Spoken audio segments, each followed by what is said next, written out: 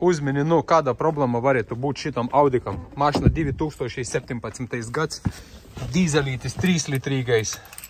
Vai varēsi uzminēt, kāda problēma bieži šitam Audikam ir?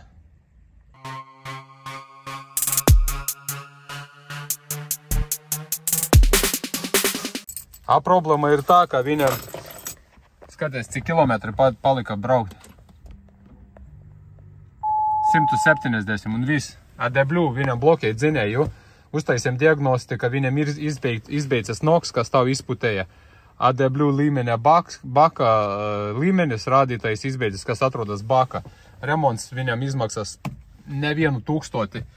Tagad nolēmē pie mums piebraukt un visu šito sakārtot. Tūlītos mēs veicam viņam bloka izņemšana, šitie ietrodas vadībās bloks, liekam uz galda, pārprogrammējam, liekam atpakaļ un aizmirsīs problēmas par visu saistībā ar AdBlue sistēmu. Vēl viņam viena kļūda par DPF-u, bet viņu mēģināsim saglabāt, veiksim reģenerāciju un palaidīsim uz ceļa atpakaļ to mašinu. AdBlue sistēma ir izkodēta startēja motora. Nu, kas notika passenger airbag off, nu, atslēgts pilvenis, tas izmeta par to kļūdu, kapots ir atverts, bet nekāda paziņojuma vairs nav saistīts ar AdBlue sistēmu. Viss ir čotkā. Bloks ir salikts vietā. 1, 2, 3 skrūvītes, šito nebija no rūpnīcas jau.